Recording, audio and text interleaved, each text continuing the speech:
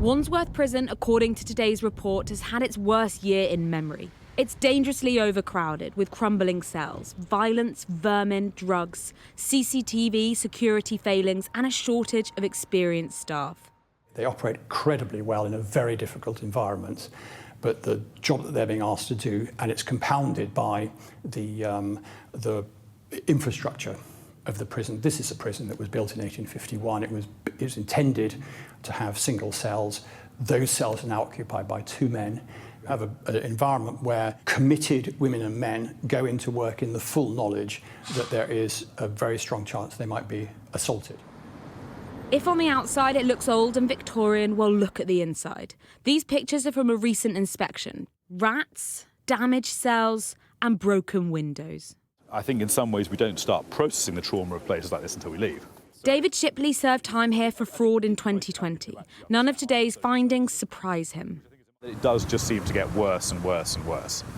And for me, that's the tragic thing, that this place has been chewing up people for years and years and years. It does nothing good. It doesn't do anything to help people be less likely to reoffend. It does a huge amount of harm. The problem, I think, with Wandsworth is it's just a place for ruining human lives and potential.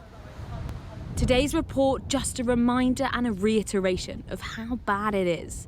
This isn't the first damning assessment of the state of Wandsworth Prison, and it likely won't be the last. Earlier in the year, it was put into special measures, essentially meaning that it's failing on almost every front, and it's put on the government's radar for improvement. But this is one of many overcrowded and problematic prisons. Last year, Wandsworth hit the headlines as inmate Daniel Khalife allegedly escaped by clinging to the underside of a food delivery truck. Since then, the prison has been allocated £100 million over 5 years to make improvements. The government say they inherited a justice system in crisis, but it's creaking at every corner and has been for a while. From police custody suites being used to house prisoners because of a lack of space, to backlogs in the courts. The problems are immediate and show no sign of stopping. Molly Malone, Sky News.